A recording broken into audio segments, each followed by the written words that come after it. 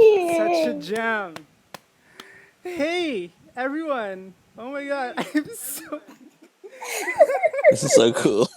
so cool. We're freaking out right I now. am freaking out a lot. So yeah, I guess we have to introduce him, Yeah, Johan, right? yeah, if you want to go around, introduce yourselves however you Yeah, want, because that'd I be great. understand there's a lot of you right now. Who's the first?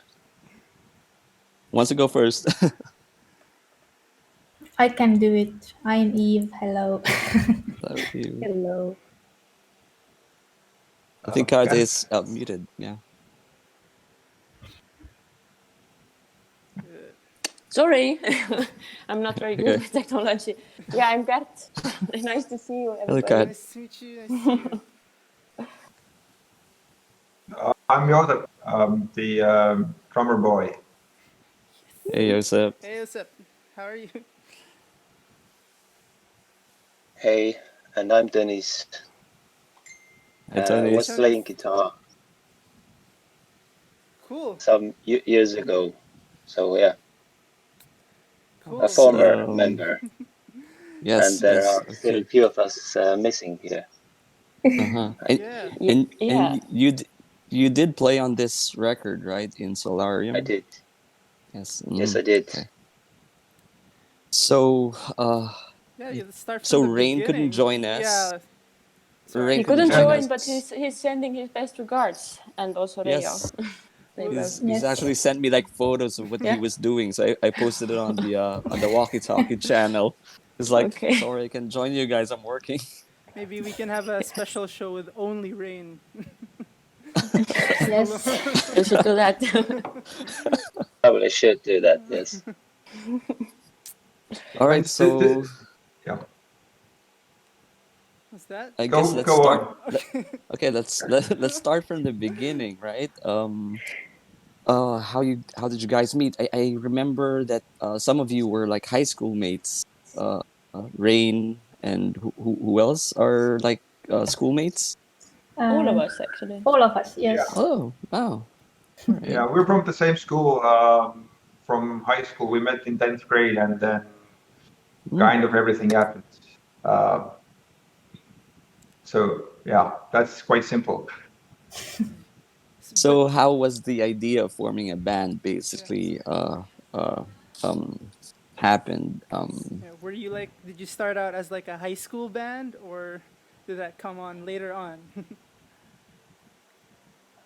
Well, I think Rain would be the best one to answer the question how it started, because Rain and Reijo started doing some music on their own, and then at one point, I don't remember how it kind of came to be, but me and Dennis were classmates as well, and then we wanted to do a band as well. So The phone's here on the table. we just something kind of happened, and we just arranged a I don't know what first this- rehearsal time That's not and it. tried That's to not figure it. out where to get the instruments to play, because but at least I hadn't played drums before I went to the first rehearsal, so so that basically was the start. It kind of happened with maybe Dennis, you want to elaborate a bit? Yeah, I can go on from there. So yes, Yeah. it is a really fun fact that at least me and Josep, we didn't play instruments before joining the band or starting the band. So it all came very naturally after that. So it was just this one mission that we followed to do that band, not even to educate ourselves musically. It was just doing that band thing. All right, great. Fun. I also wanted to know about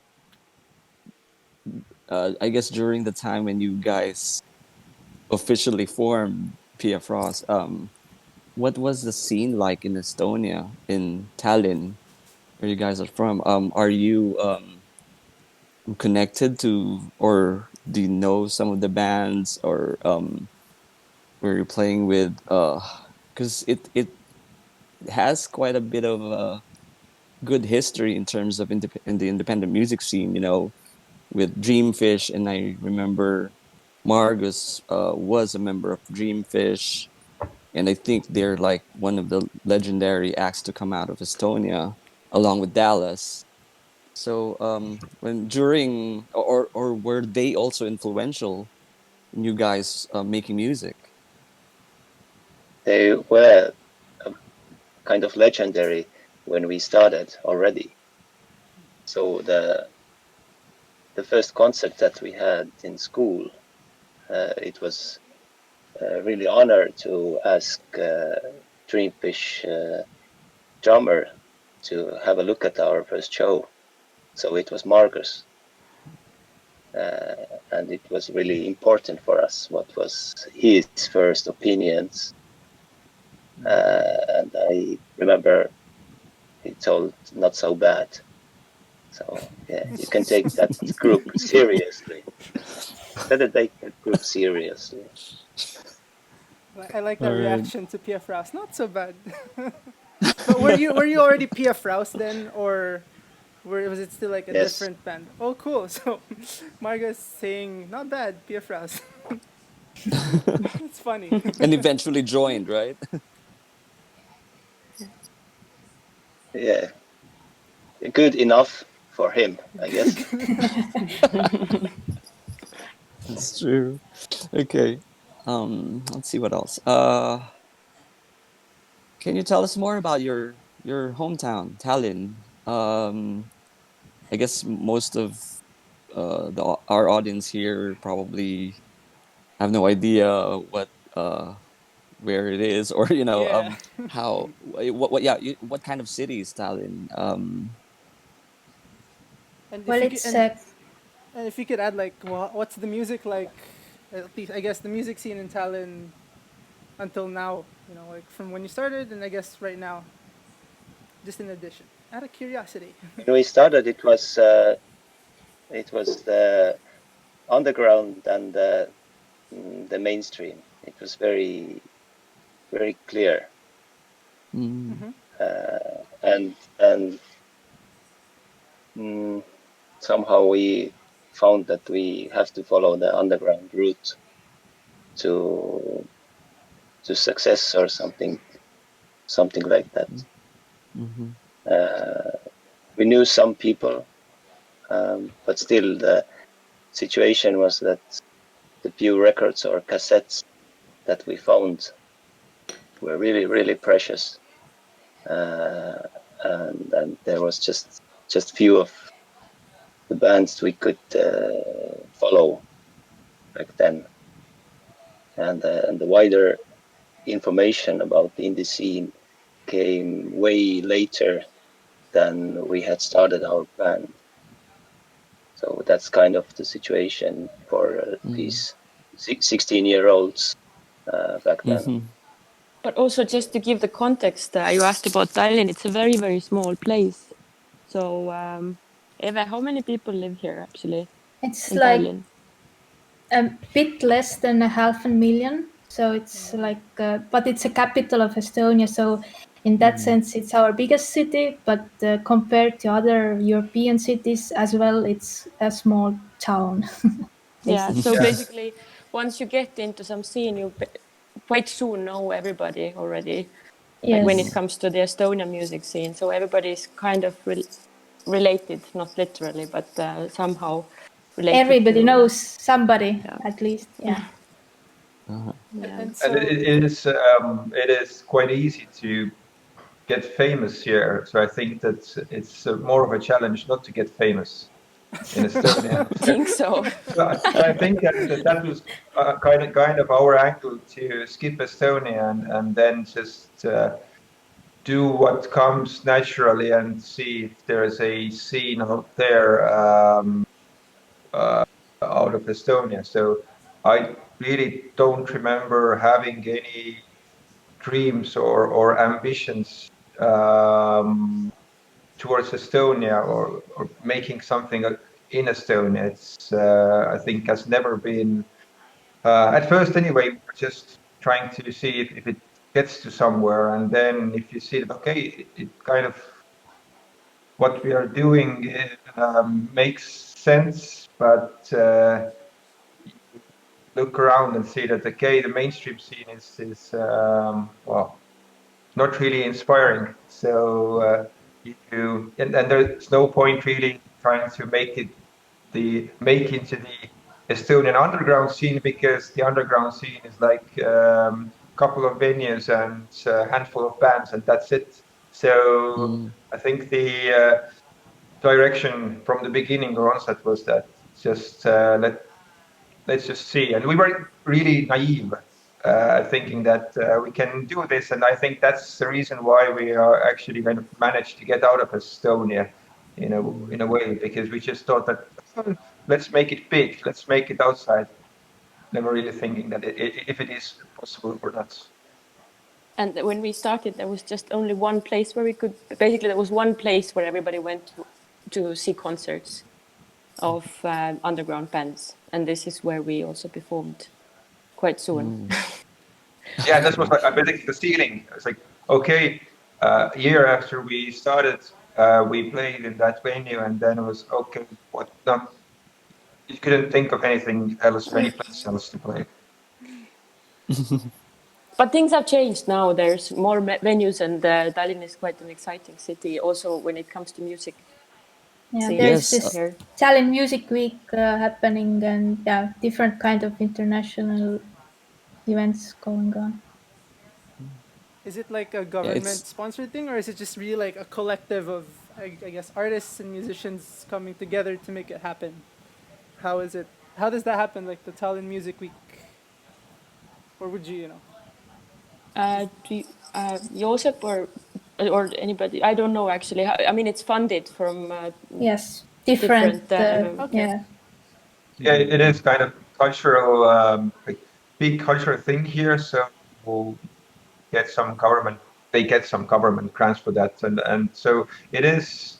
I think it is for the health of this undergroundish side of music. It's necessary to be kind of supported by the government to help local artists have a certain place where they want to kind of aim at first, but then after that it's up to themselves if they want to just make some music in Estonia or for the Estonian audience, or trying to aim out of Estonia. So it's just one thing. But it kind of gives a good example from someone from outside to see how many different bands are actually active in Estonia. So you get to see quite a number of live bands and artists, and it's a wide range of bands playing during 1 week. So it's a good overview. Cool. But Josep and the rest of you, if I'm not mistaken, Fraus has never performed on that festival. we haven't. Am I correct? yes, are Yeah, It has correct. always been That's a bad been choice for them. the independent choices that we have wanted to organize the concerts ourselves. At least it was back then. Okay. Yeah, because it doesn't make sense for us. It doesn't matter. I think if we organize ourselves, because again, it's Estonia, it's a small place. You can organize yourself book a venue, start doing some promotion, and if they come, they come. I guess the difference is that it's not the audience from like it's not only the audience in the sense of like people coming to a concert, but there's also a lot of professionals invited from all around the world. Yeah. So I mean that's Okay, yeah. different. Cool. If you're looking for possibilities too. But Yeah. as any of us from their, I don't know, different other projects been have any of you played at Tallinn Music Week? No. Oh, okay. I was No. thinking maybe Yeah. that Eva, you did something with. No, okay. no. But I think it's because we have already established quite our own fan base. So for us, maybe this Tallinn Music Week as a like showcase is more for young bands or bands who are not very well known outside of Estonia. So for us, it's maybe not so. It hasn't been so necessary to be there. Yeah. Okay, yeah, got it. Cool. So, I get last thing before maybe we move on. Just going back to when you started out, seeing as you mentioned Tallinn was a small city, so it wasn't hard for you, I guess, to start out in the underground scene. Would that be correct to assume that it was kind of easy to go around when you started out to like play shows and stuff, and even to record music, I guess? Yeah, well, I think for recording music was very expensive then. Okay. Yeah, it was expensive for us, but just we just kind of lent money from our. At least I asked my mother to give me some money, and we just like we knew that going to this one studio for I think it was 6 hour or was it 4 hour session where we wanted to do the first songs. We just knew that it costs, let's say, this much, and then we just divided it by 6. Everyone brought their money, and then we went there and went way overtime. But somehow it wasn't that easy as you could imagine. So I got a scholarship from the university, and I bought my first Fender guitar back then. So never had a chance before, at least. That's a very DIY aesthetic, I guess, with most independent bands just funding their own music. Okay, Johan. So, go ahead. Yeah, it just actually I think it wasn't like bands funding; it was our parents because we were 16 at the time. So it's like getting allowance and then just spending it on music career. Yeah, I remember that's nice. That's nice. The parents are very supportive. Yeah. Yeah, that's true. Thank you, Pia Fraus' parents. It was Josep's mom who carried us around Estonia to the venues. Oh my god, by car. So sweet. That's so cute. So sweet. That's really, really sweet. Yeah, she was kind of our mascot back then. Yeah, because the early days. Yeah, and she was actually present for almost all of our concerts at the beginning. Every time we played somewhere, she was there, and that was. And she bought me my first drum kit after. Yeah, we had I think rehearsed for 3 or 4 months, and then before that I just played on really rubbish kits that we found, and it's just. So yeah, she was kind of really supportive of us, and but me really, I'm really thankful for her of that. So yeah, that's great. So she's the executive producer, basically. So yeah, Dale, let's before we get to some more stuff to talk about, let's kind of listen to some more music. The one we have up next is actually at the request of Rain. I'm still not sure why. Dale just told me Rain said you should play the song. So let's hear out. This is from I think the debut record, Wonder What It's Like, from 2001. The song is Moon Like a Pearl. That one. See you in a bit. No.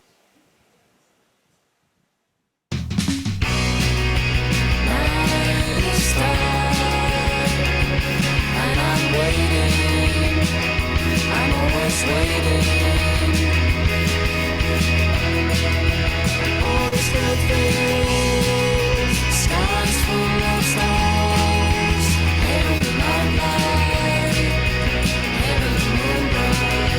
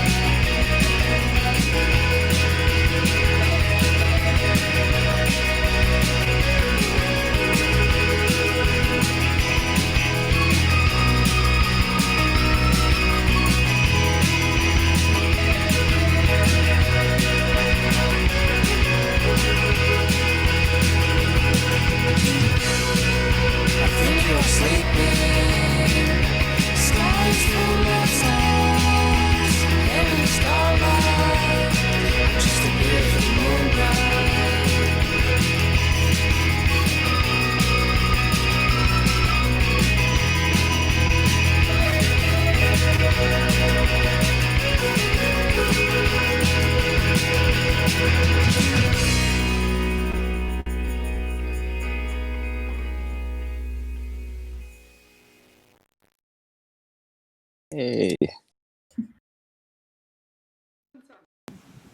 Yeah, I guess this was from your first album, if I'm not mistaken. Mhm. And I guess you were at this point where you were confident about the sound, so you decided to do this album. What was the writing like? How did you get to that kind of sound, which is kind of this for this record? It's kind of like a rough sort of indie pop sound. What were you listening to, at least for those who were on this record, and how did writing go about? I think, Dennis, you can kind of elaborate on the writing side. Maybe it was a really long time ago. Sorry, guys. It's okay. It's quite a blurry memory from that time. But it was usually really cozy thing. It was mostly starting off as something Rain had done or experimented on guitar, and I guess he has had a ton of ideas what to make, but these first songs, they just had to have that this kick at first, and then he felt confident to bring this to a rehearsal, and a lot of it evolved during the rehearsal. So he was really how to say, encouraging to make this how to say easy choices for everyone to play, and each part had to just have that maybe one or two catchy moments, and when that happened, the song was there. So he made his first catchy part at first, introduced it in a rehearsal, and everyone else joined in. Yeah, I And think I he guess was that was bringing kind of the a most correct. skeleton. Okay. So it was back then. It was more, yeah. He was bringing the skeleton, and then everybody started to kind of fill in the different parts. Okay. Cool. So, but Do you remember, Joseph? What about the speed of that song, "Moon Like a Pearl"? You mean it's Was it variable? your decision or was it My Rain's? decision to play it, because if you listen to the original record, then well, I think the first record anyway is rough because we actually still learn to play our instruments or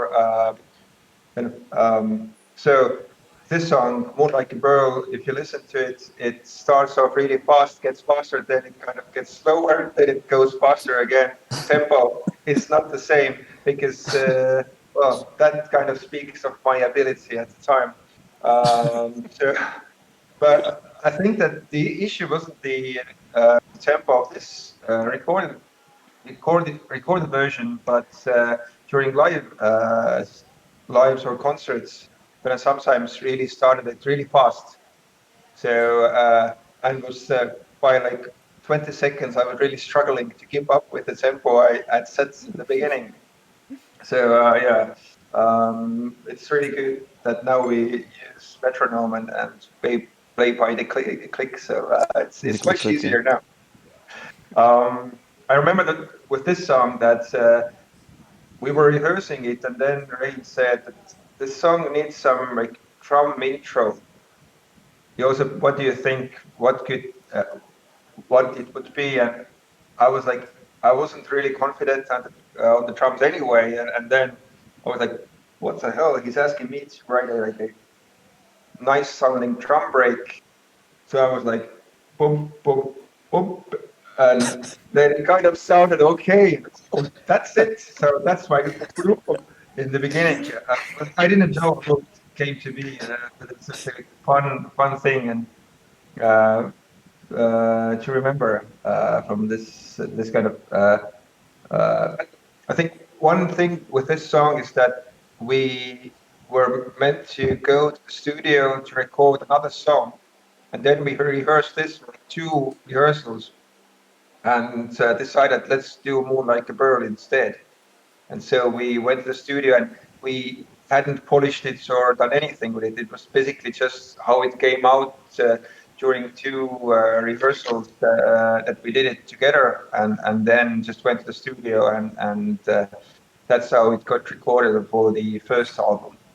Although when we were recording it in the beginning, we weren't recording it to kind of put together an album. It wasn't like we are making an album and we are recording songs for it. It was just that let's do a song, and we lent some money from our parents and went to the studio, and so the first album I think got to be or it was recorded just like one song here, one song there, and then we had enough. Then okay, it's enough for a studio album, but. So it wasn't like a concept album or something that we worked on and polished. It's just kind of things came out how they came out, and then they went on the album, which was actually just a CDR. They weren't properly made albums. It was CDR burnt CDs. So I don't think that at least my record player doesn't recognize the CD anymore, so it doesn't work anymore. Too bad. But It's the same with me. Yeah. It's Yeah. I haven't tried unrecognizable actually. record. You don't listen to that music. What did you listen to at the time when you were, I guess, writing the music? What influenced the Pia Fraus sound that we all know and love today? I think it was the bands that we kind of listened to, and mostly Tony's and Ray, and maybe Tony's, you can say what influenced your sound or what it was. I was just trying to get them through a song without messing it up. So. Yeah, it was really, really, really crazy because we didn't have access to a lot of music. Mm-hmm. So I guess we had some knowledge of what the local, like indie pop scene was doing, the sounds, the melodies. Sure, I don't know. But if also, anybody yeah, also listening, has I think. heard, Yeah, sorry. What was that? Sorry. there was this band Borax Uh-huh. that we were listening and fell in love right away, and this really encouraged us to produce this kind of sound. But later on, I guess the wedding present was kind of in the same league. Of course, we listened to a lot of like different music, but the closest, I guess, was something like that. I guess I Stereolab as well. can name Stereolab. We listened a lot. Another shoegaze band, My Bloody Valentine, we found out much more later. We didn't know about that band at all. So yeah, they slowly came to us on the way. I think it was But yeah, introduced to us by the sound engineer who recorded our album, and he pointed out that there is this band. right? That's cool. Yeah. That's so cool. All right. If anyone wants to ask But something, for me anyway, the Stereolab was a huge influence of okay. making something. How to say? Something really, really different than you could imagine the nowadays sound would be. So they were they were stylistically in the past, yet they were making like modern music.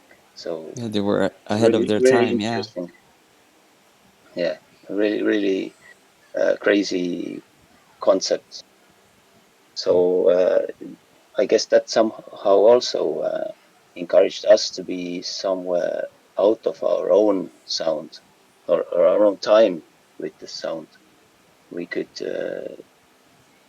mix the old school and experiment and see what will come out. So there was nothing to relate at that time. Mm.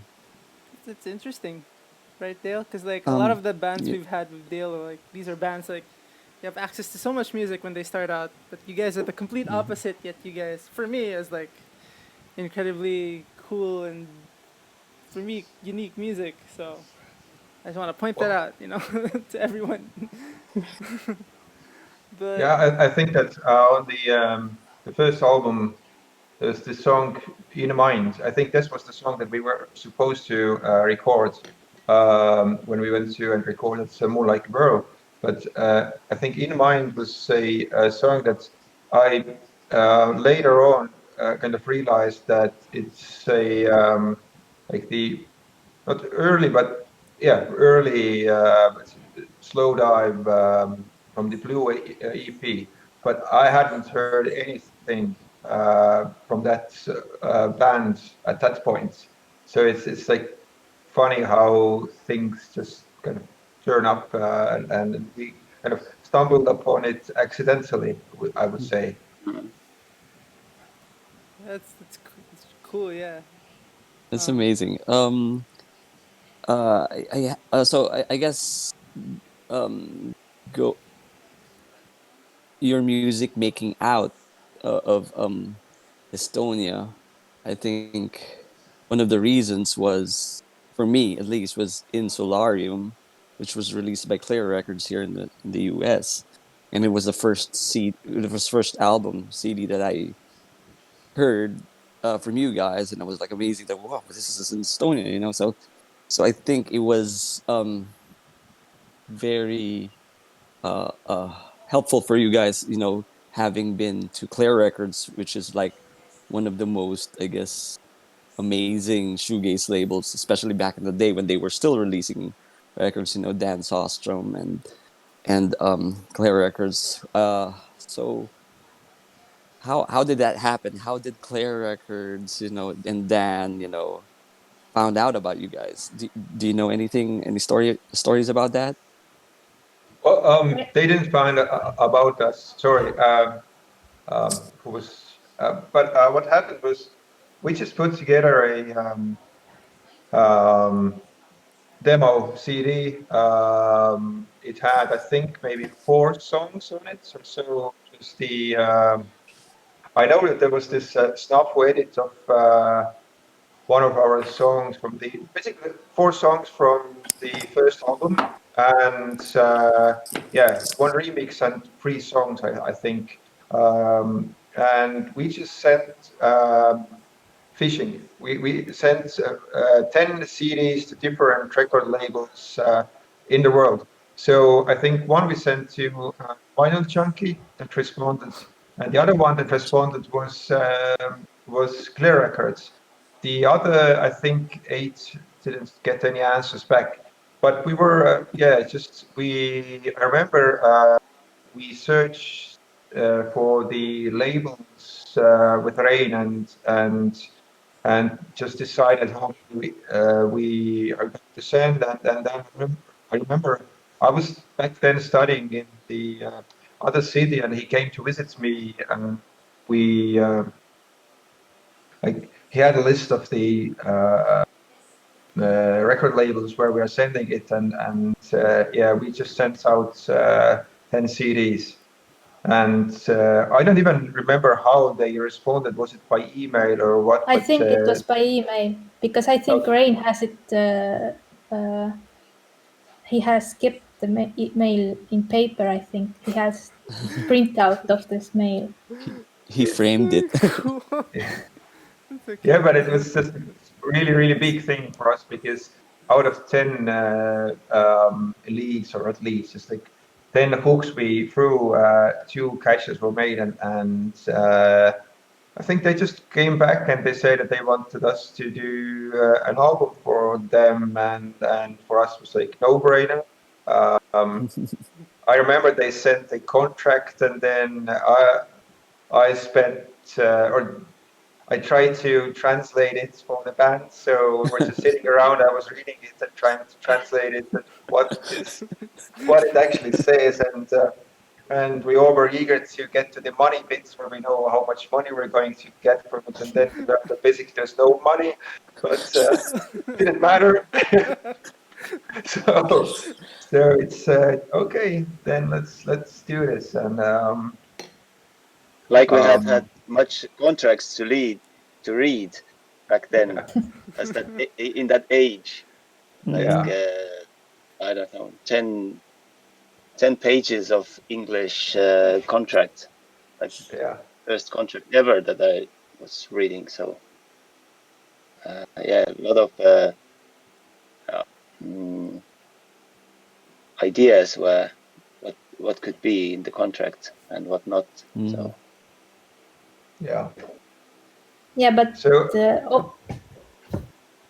just want to say that it was kind of amazing and unique, because it wasn't like every Estonian band gets the contract with the USA label. So Yes, it's a big thing.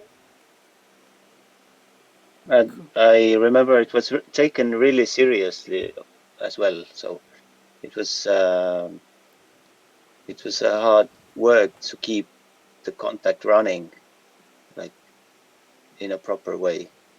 We didn't have any experience.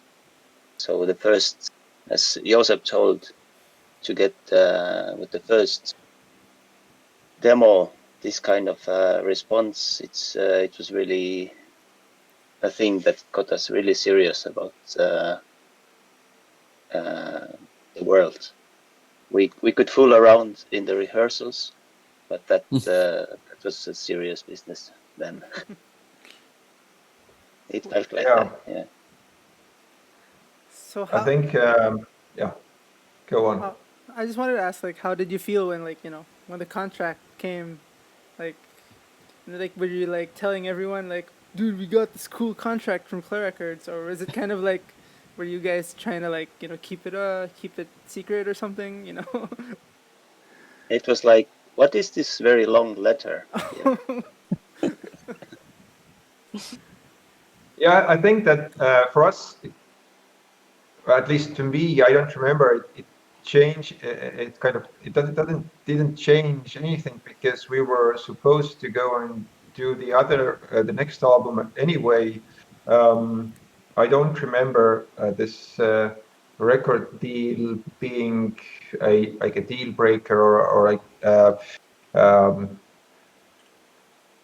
at least to me, that it was something that we needed to pay attention to, or I think we would have made the album anyway, and I don't remember having any kind of obligations or any input from the label for the album, because they were just these songs that we had. Some of these songs actually were from the were written well before the first album, and some of those songs on the second album are actually on the first album as well. We just re-recorded them, so we were just, I think, maybe just trying to put together a record. Or maybe I'm remembering wrong, and maybe it actually was that we were trying to put together a record sooner than we would actually have it done. So that's why we kind of went back and reused the songs that we had done before. So yeah, maybe it was this way. Maybe Tõnis or Karto Leve can help me out. That. And I wasn't there yet. Okay. Yeah. So Tõnis, Do you remember? It's trying Denise, to do you remember. I remember? think I so don't too.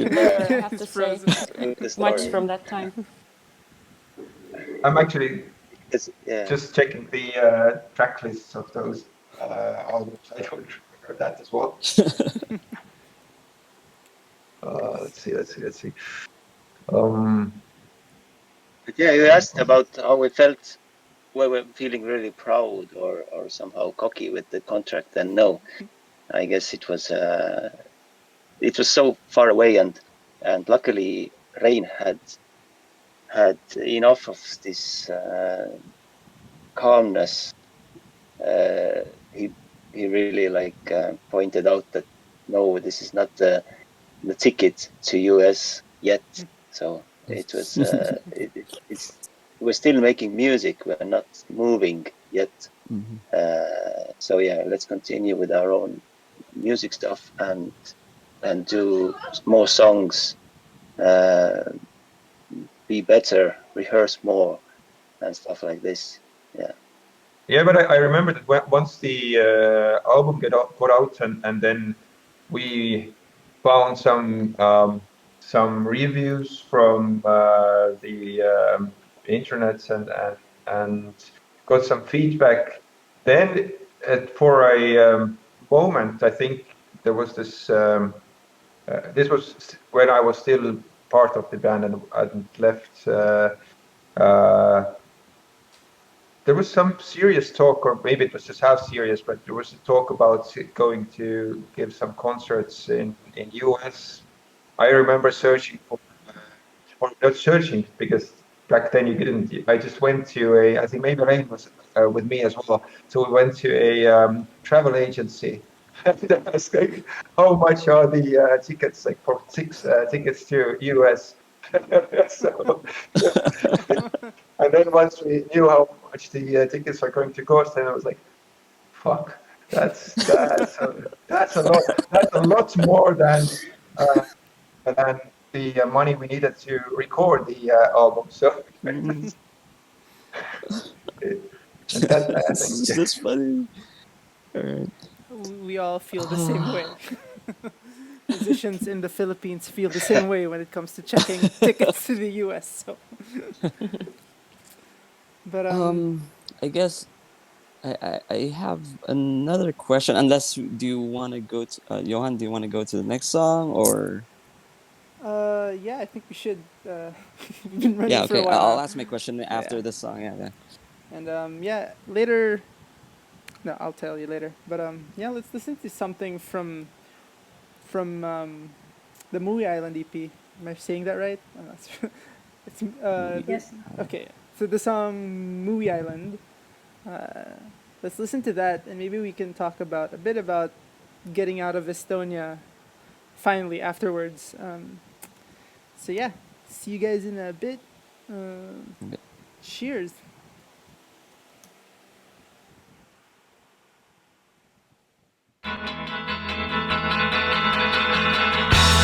And it keeps you waiting through your pain. You try to run it because the sun is shining. When it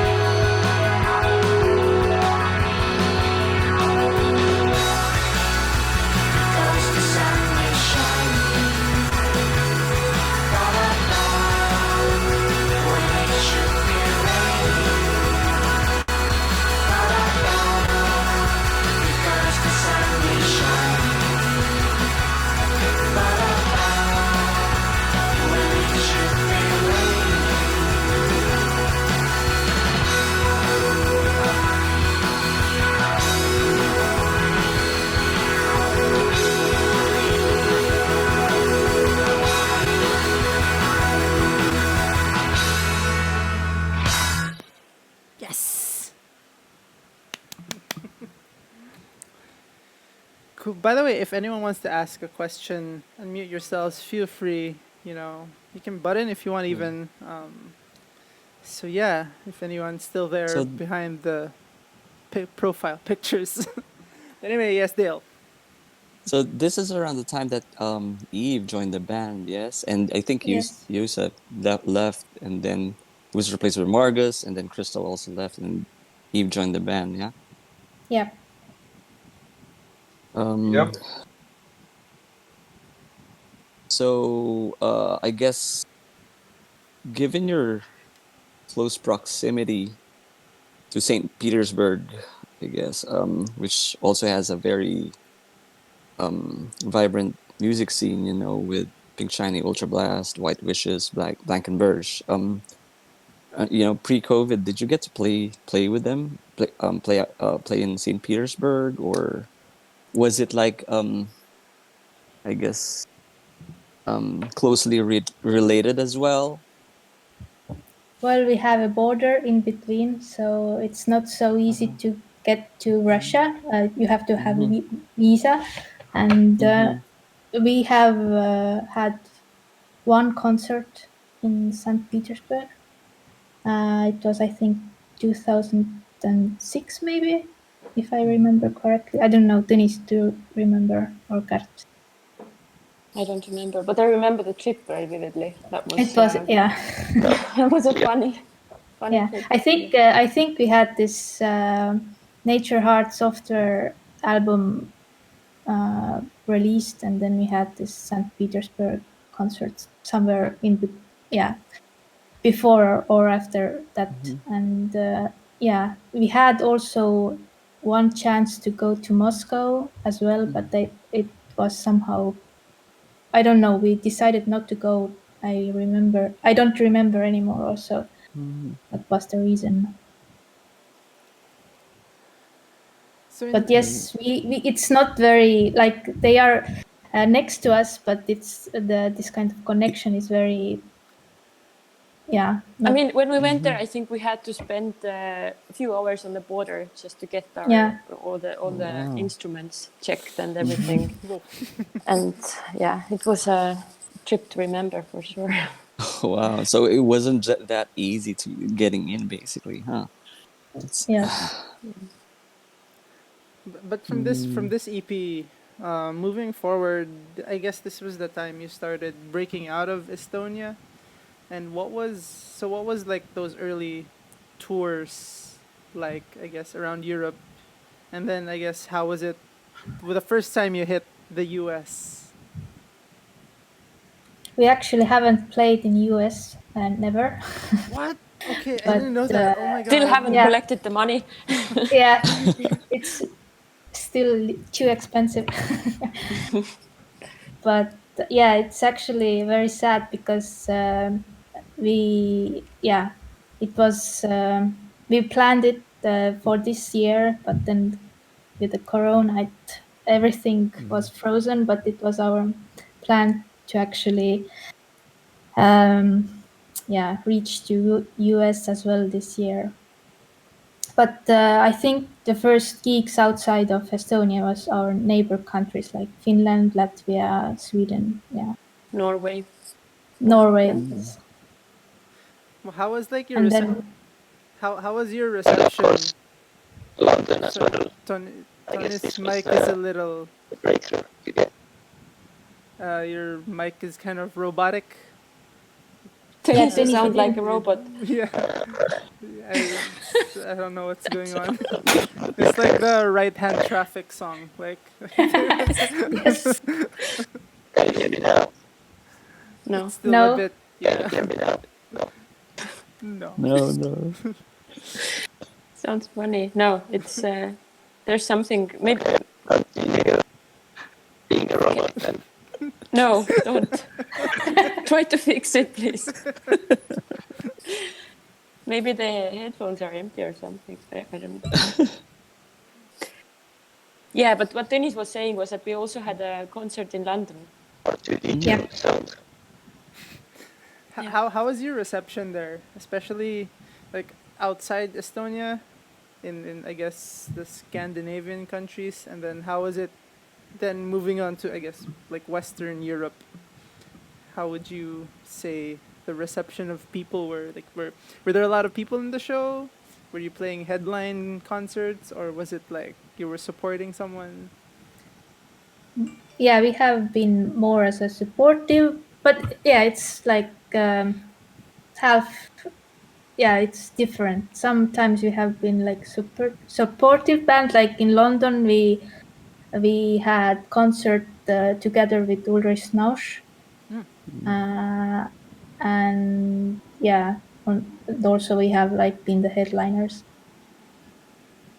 Was there like a difference, say, with the London show or and say playing the show in Norway or Latvia?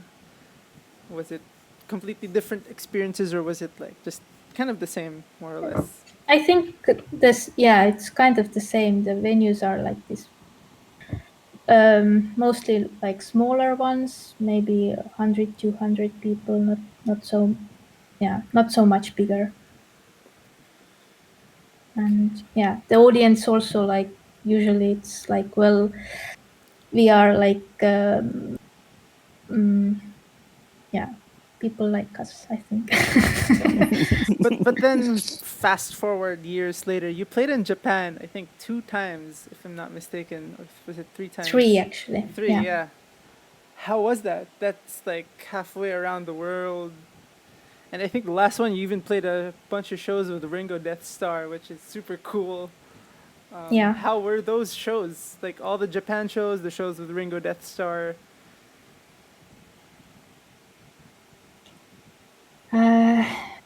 Yeah, all the shows in Japan has been like really great, and yeah, like the tour with Field Ceremony, the last album that we had, we also like get to play in Taiwan and in China as well. So it was like super cool because we haven't visited. I personally didn't have. I hadn't been there before. Yeah, and I think this kind of cultural differences also like it's very very interesting and yeah, eye opening for me as well. Yeah, but it was also lovely to see people coming to these concerts, and the venues were always full, and people Yes. came really from really far away to see us. So that was a lovely experience, actually, especially in China. Yeah, I saw the videos from Japan, and it was like just packed venues, and I was like, I wish I was there. Yeah, the concerts with Ringo Death Star were a lot of fun, for sure. Yeah. How are they as, I guess, tour mates? You know, I kind of feel like they're a super party type of band. You know, We had some good time with them. Yeah. I saw the Definitely. pictures, you know, on Facebook. Like, wow, that's a cool, you know, your group picture with Ringo Death Star, and I was like, wow, it's so Yeah. cute. I would say that we I think kind of matched their energy, or at least we matched their party reputation. So I think it was all good. I gave my best, I know. So I think everybody. so yeah, they're a really good live band, and how they well, yeah, they sounded great, and I think seeing the audience enjoying, and them on the stage like delivering, it's yeah, it was kind of it left a really good impression on me, and they're fun people to talk to, and I think we hit off quite well. So hopefully, or at least there was some talk, but I think maybe just small talk, but we could always do that again. So if the times were better. Yeah. Yeah, because they're basically regularly going to Japan to do the concert. Yeah. I guess. Yeah, but Was that sorry? no, yeah.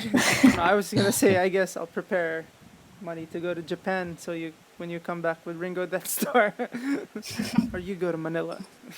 Or try to get them to Manila. Yeah, that would be great. So, if anyone wants to ask something, do not be shy. You do not have to keep quiet there, because Please. we want everyone to talk or say something, not just Dale and me talking. Yes, Yeah. yes. This is like an open forum, so anyone can butt in and ask questions. Yeah. Maybe I can just add about the concerts that maybe when we were starting to do concerts outside, then we had like maybe not so skilled yet, and we had some different or few different like sound engineers are always with us who were like really helpful, because without them we would be very lost in that sense. So, and now with like with those two albums and the last tour with Field Ceremony, we had this Lauri Liivak, who is like really experienced and like legendary sound yes. engineer in Estonia, and like he is also like almost part a member of our band, because he's the wizard of our sound as well, I think, in live shows. Yeah. Was he like a member of Bizarre? Yes. Yes. Yes, that's a great band. Yeah. Wow.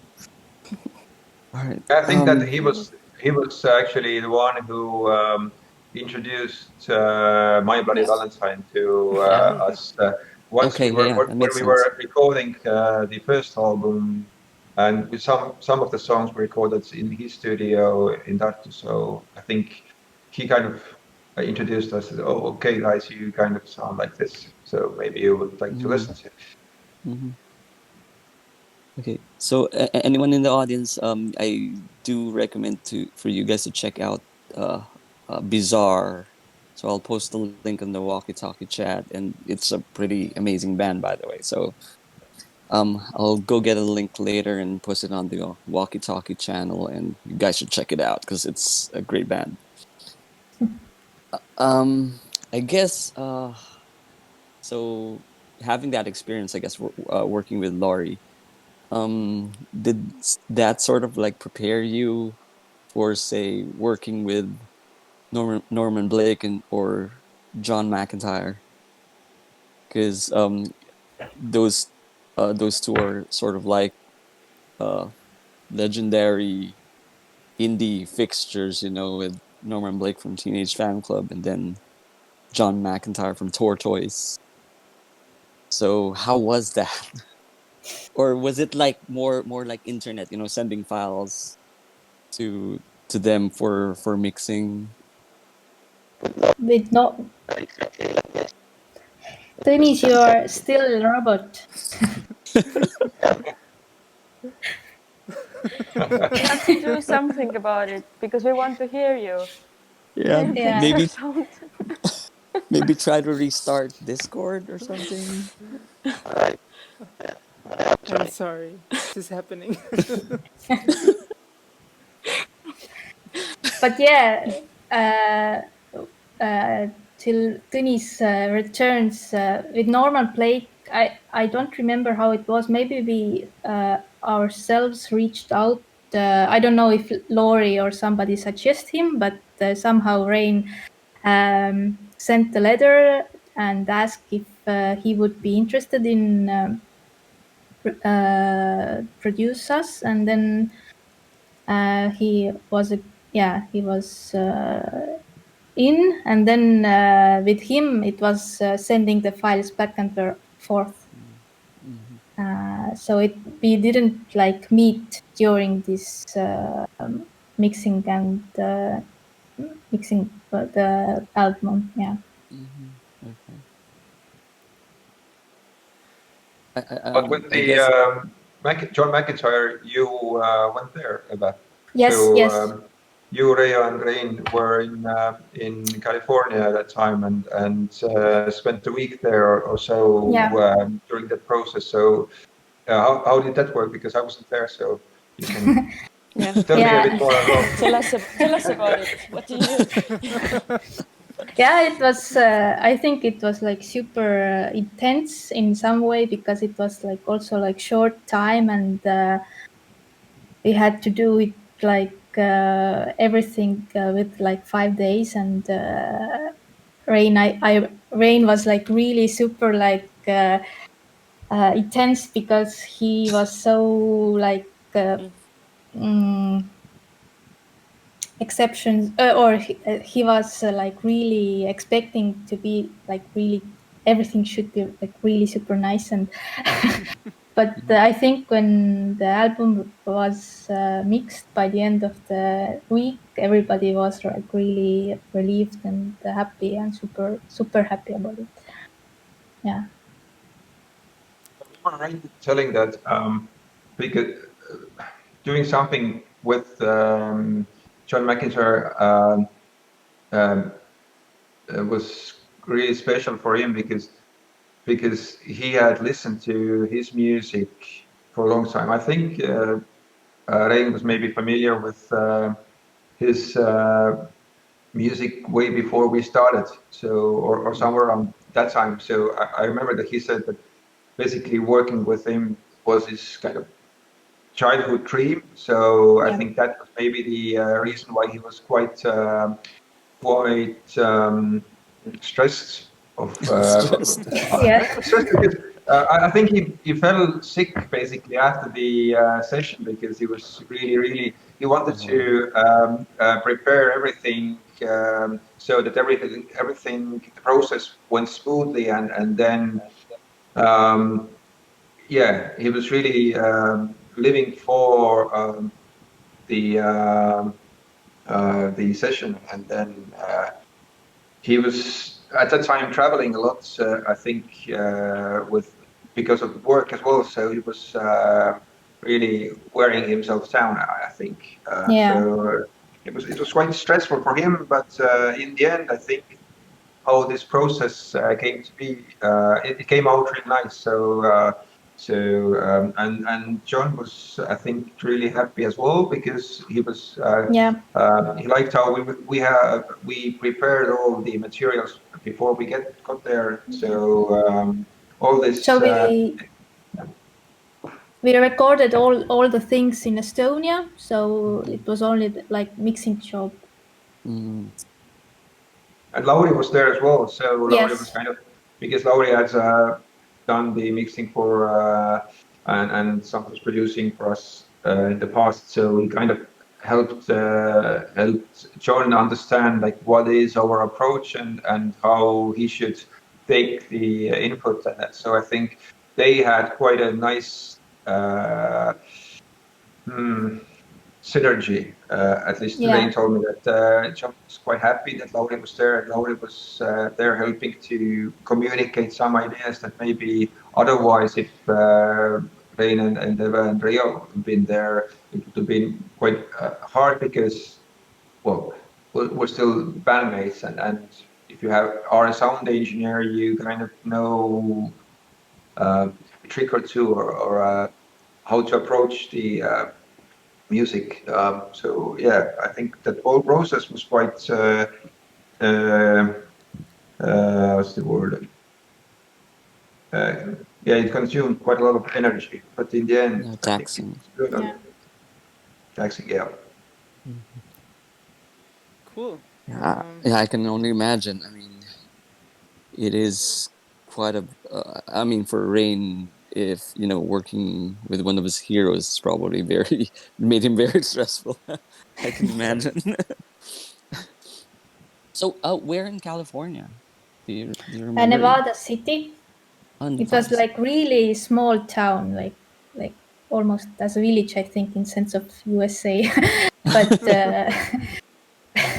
but it was really nice surrounding area. It was like lots of forests and mountains and like this. Yeah, the scenery was really very cool. Oh, I guess it's just perfect for your music. It sounds like. Yeah. Very much. And yeah, it's correct. I think Nevada City is in Nevada, not in California. So, And so apologies for that. it's close. It's close. Yeah. Any other questions from the audience or Johan? Uh, Or maybe we should yeah, play the next we can song and listen then to we a couple can. of songs and Hello. then. Oh, Oh, Tunis, are you back? Hey, hello. hey, Kervin. Hello. Sorry, Am this I is back? Kervin. Hi, can I ask a Trying question? to be. Hey, of course you can. One of the things that really attracted me to your band was the influence of nature, because I'm super in love with nature, and that also really influences me as a person. And I've been particularly attracted to Field Ceremony, one of your recent albums lately, and I've always wondered what the inspiration or the concept for that particular album was. I mean, like, cause from the titles alone, Mountain Trip Guide, uh, Autumn Winds, like it just really vibes with me, and I just wanted to know what the concept or inspiration behind that particular album was. Well, all the songs there is by Rain, and I think he really in that time was like kind of melancholic and seeing the world kind of in darker colors, I think. And also we always have been this we have, yeah, in Estonia there's lots of nature, and it's kind of easy to go from the city to countryside, and all the boys had this very nice country home which they now sold. But back then it was, yeah, it was easy to go there, and I think Rain's, yeah, got a lot of inspiration from nature. I don't know, Gert, what maybe you want I think to you add said, something. I mean, yeah, Yeah. that's how it is. But I think Estonians generally are very close to nature. As Eva said, Yeah. it's like it's very easy to go from a city, which is actually a village basically, it's so small, to a country place where there's just forest or swamps and bogs and or lakes, or to the sea. So it is, the nature here is beautiful. And with it's all the four seasons. inspiring. Yeah. Very inspiring. And Estonians are close to it, like through history and now. okay. So cool. I wish I Realistic. could visit one day. So, do I sound normal now? Yes. Yeah. Yes. Tanis is human again. Okay. Okay. So yes, I guess a lot of songs are about the surroundings, because yeah, we spent a lot of time outside Tallinn, and went to get this inspiration in our country house, and made some like these band trips as well. We took our equipment with us and played some songs, just jammed, Even really recorded in some drank cases. a lot of beer, and yeah, and spent our time just playing music, and occasionally recording as well, to just get some sounds back to home, back to the studio space or the rehearsal space.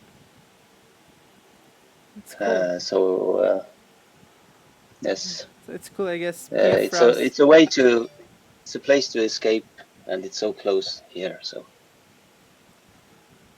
So it's like, I guess, and as well these the record covers themselves show a lot Yeah, of our Muslim nature. our, our connection to nature. So yeah. Yeah. Cool. Let's listen to a couple of songs, Dale. What do you think? Okay, sure. Let's take a bit of a break. Take a little bit of a break, gather ourselves, Yeah. talk a little bit more after. Yeah, we can wrap things up after a couple of songs, talk some more. So I'll be playing two songs from, I guess, sort of on the more later parts of Pia Fraus's career. So I'm playing Spring Sister from the 2008 album After Summer.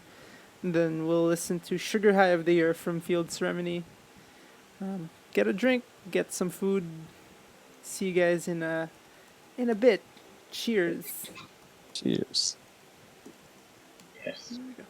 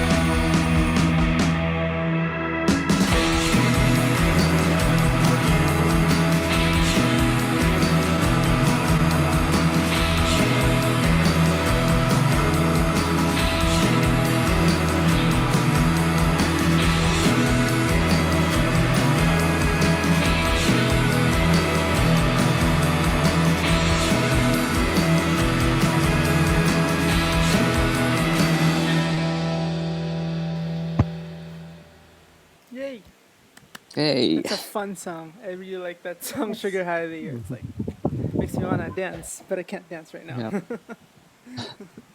Um. So these two albums, in between there was quite a huge gap. I think 2008 was After Summer, and 2017, I 17. think, 17. Yeah. So in between those, uh, what were you guys doing? I think, was this also around the time that Eve and Rain concentrated on Imandra Yes. Lake? Yes. Well, I think it was we had 2008 also the first gigs in Japan, and after that somehow we take the time off a bit, and then a bit later Rain and I started to do Imandra Lake. So it wasn't like that we wanted to do now Imandra Lake, but it somehow, yeah, there was some time in between. But in between that, were you thinking of like more Pia Fraus, or were you just really like, let's not think about Pia Fraus right now and do our own stuff first? Tõnis, me ei kuule sind. Tõnis, mikrofon. Yeah. Okay. All right. Now you can probably hear me. Yes, we can hear Yes, you. yes, we do. So I might answer first because I took this longer break that is still ongoing. It was very, very intense after the Japan concert. So I got the relief to play bass in Imandra Lake with Eve and Rain some years.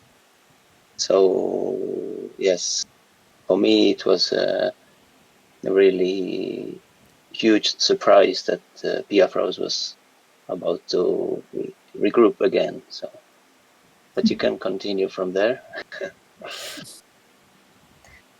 Well, I think we had actually one gig in between, like 2013, in one festival. But I think, it just was a time when everybody had also, or boys, children, and kind of Family. like families and everything else. Like life took over a bit as well, and yes, it was kind of natural maybe as well. And then somehow Rain, we did 2 albums with Imandra Lake, and then Rain started to saying that, okay, I'm now starting to have this kind of songs that suits better to be a Fraus. Maybe we should do now be a Fraus a bit instead of Imandra Lake again, because the songs are more in that style. So and then somehow it was again, everybody was ready again to do it. So do you think that that long break helped the band eventually, to do Field Ceremony and Empty Park? Yeah, I think the gap or this pause was necessary, because I think Rain as a songwriter has now so much more skills, and kind of he really knows how to do it. We are now much like older. It's kind of more precise attitude as well, how to do things. For Josep, so you left the band and then you came back. So what's the reason for you coming back? It's like, did you miss it, or? I, it's okay. It would be unfair to say that I didn't miss it, but it's also unfair for me to say that I miss it or I came back. It was And you had some bands in between as well. Yeah. I played in a band, but actually for just before the it was 2 years ago. Rain approached me and said, like, I have this thing to ask you. I have this. Do you have a minute? And I was like, okay, sure. What is it? Well, how about rejoining via Fraus? And that was a time where I hadn't really played any drums for I think maybe 3 years. The last band that I was in, I kind of also took a break, didn't want to have anything to do with playing drums anymore. And I was just sure that if I'm ever going to play drums, it's going to be just in the basement or garage and just having fun, nothing serious. And then, like 2 weeks later, when I had this talk with one of my friends and claimed that I'm never going to be in a serious band anymore. And then he comes in and asks me, and I was like, okay, let's do this. So it was never planned, at least for me, and I think that everything came down to Margus making some choices because he had a handful of bands and he wanted to concentrate more on those where he was, I think, more the leader and the creator. And so it was just hard for him to kind of find time for all the bands that he was participating in. And then I think Rain came to me because of the previous connection. Because I think he would rather have someone in who had previously been in a band. Not that I was a desirable drummer to ask back and the thing is, yeah. And also, I think it was a kind of a hurry because we just was about to record the Empty Parks album, and this kind of decision of Margus to go was kind of sudden, basically for us as well. And then we need quickly a new drummer. Yeah, I remember Rain said to me, but I said to Rain that like only one condition, if I don't have to learn all the songs in like 2 weeks. And he was like, yeah, sure.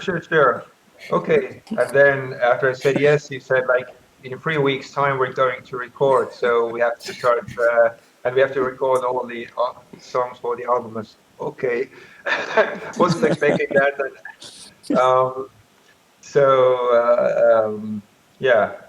But I'm really glad that it actually happened. I really enjoy being back in a band and being back with having this thing in my life where I get to do something with my like oldest friends and kind of help out and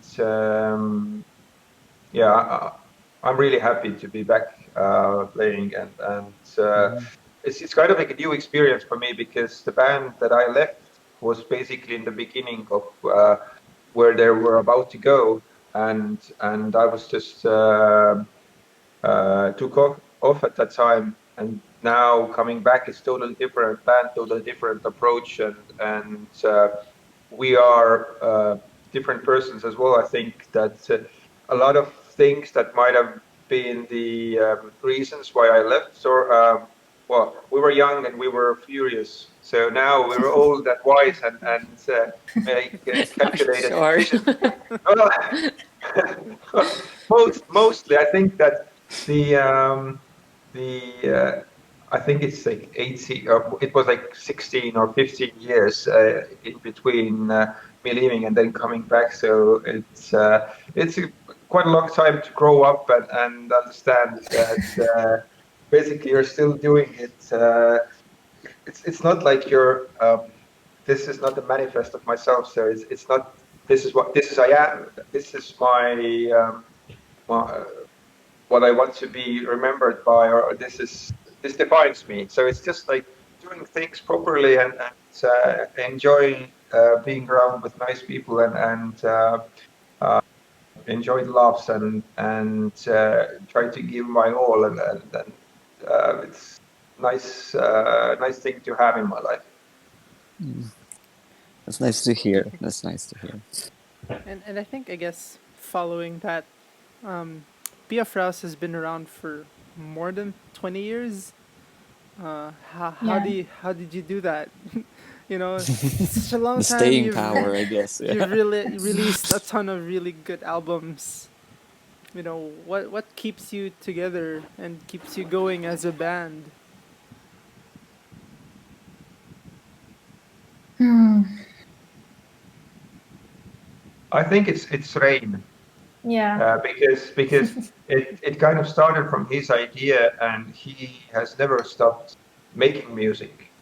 So, and he never stops learning new things and new approaches to how to do things. And he has, I think, tons of ideas that are still waiting to be used. So, in a sense, it's sad that he can't be here, because I think this question is aimed at him.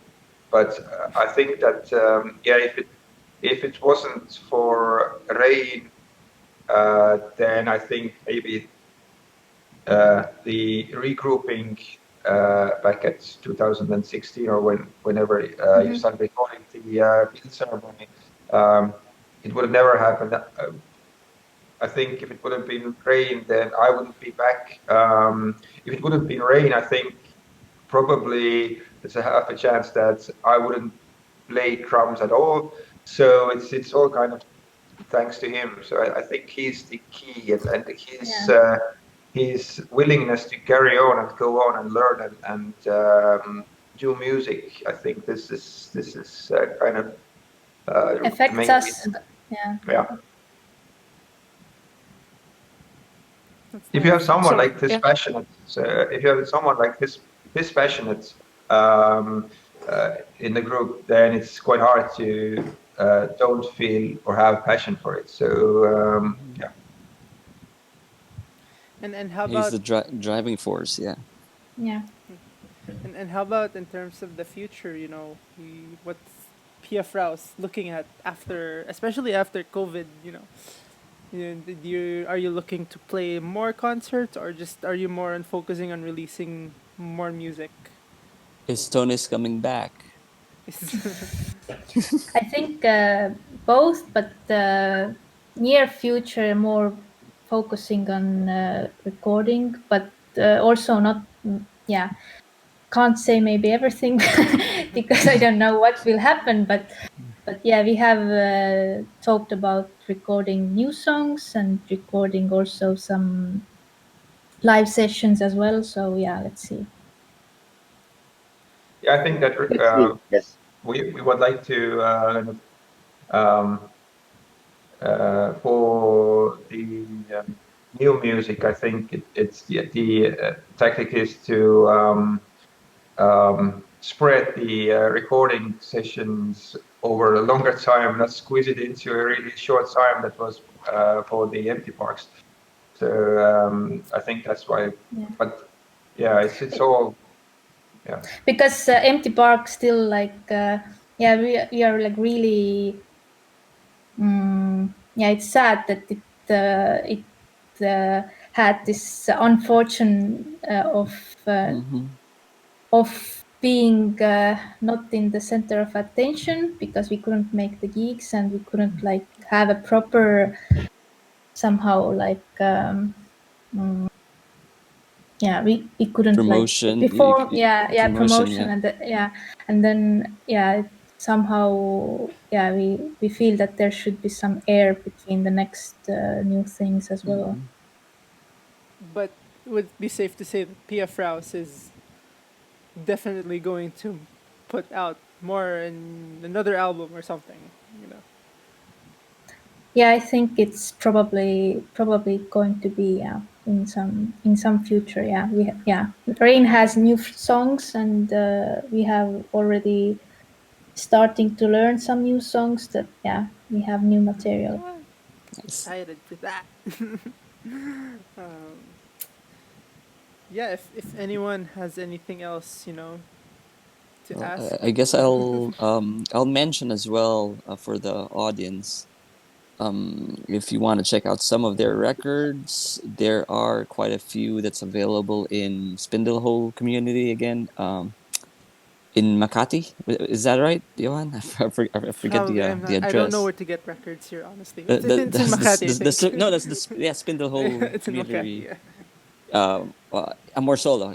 Now remember it's an Amor Solo in Makati, and I heard from a friend that they are selling a few PF Ross records over there. So guys, check it out. Yeah, especially if you're collecting records. If no one else has anything to ask, last I have a call. favor. Okay, Josh. Alam mo na to yun. Are we recording? Yeah, we're recording. Nice. Okay. So, hey guys, I'm a big fan. Very big fan. Hi. I should explain this first so it's not very jarring. But there's this group on Facebook called Pinoy's Music Chart Posting, and they have this copy pasta meme thing. And a lot of people love you there, actually. There's a lot of PF Fraus fans on PMC. And we would love you to recite this copy pasta meme for them, basically. So I'm gonna be sending it over at Walkie Talkie. It's already, but it's over there. So if one of you could read this, it would be so delightful.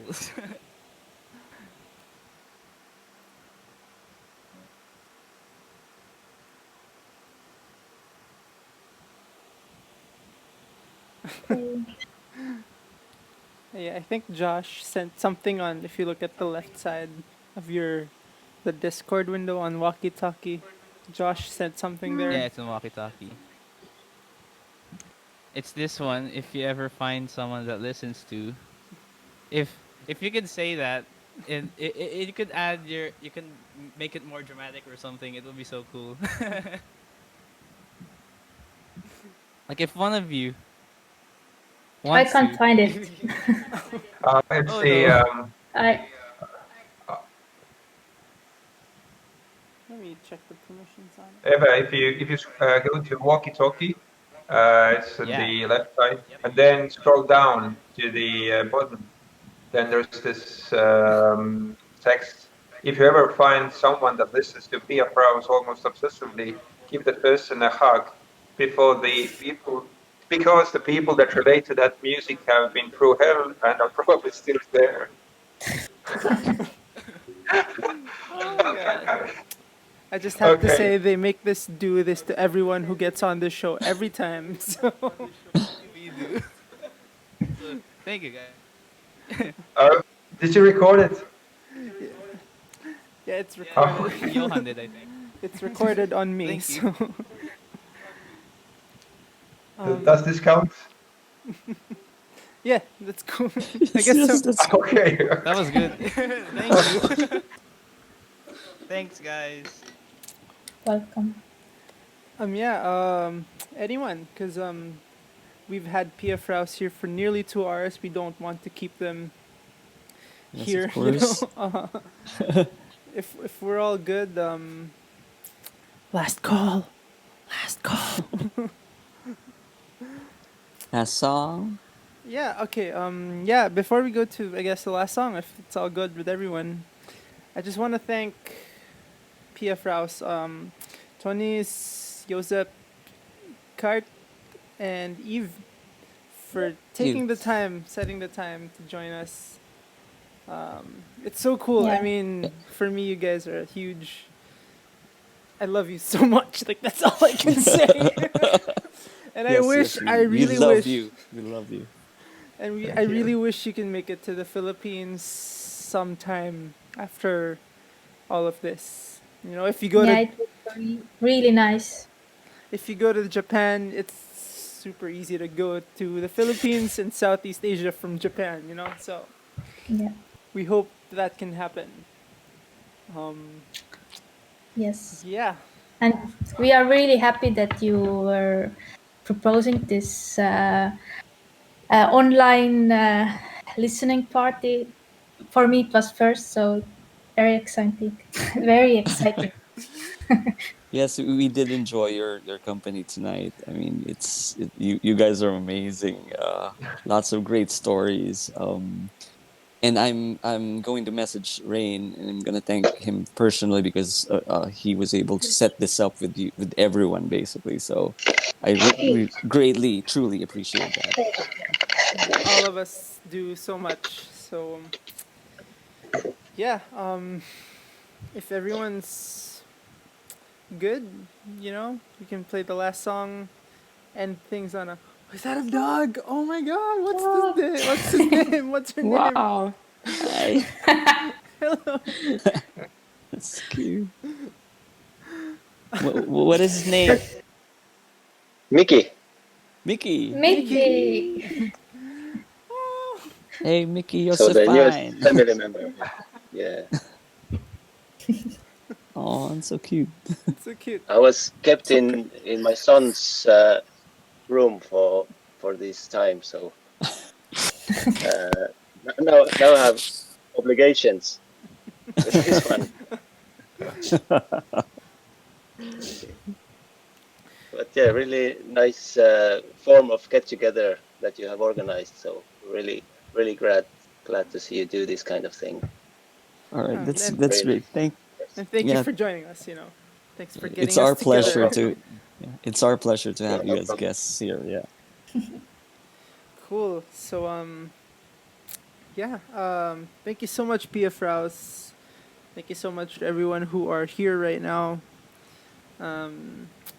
Before I play the last song, next week we have, for the last one for the year, we have a band from here, from the Philippines, based here in Manila. They're called Cinema Lumière.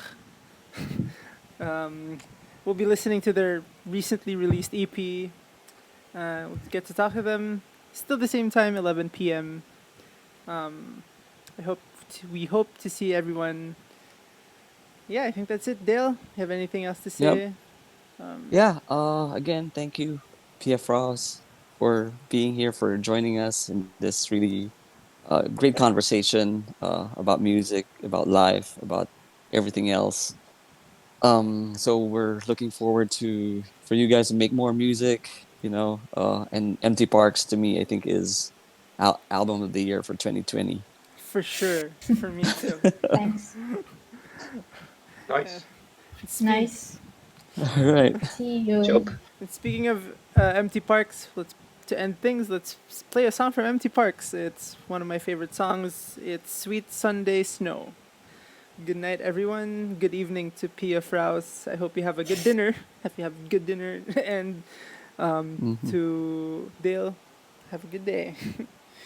I'll have. Thank you. I already have Thank breakfast. you. So, yeah. Bye bye. Cheers, everyone. Thank Have a you. good Bye. night. Cheers. Yeah. Cheers.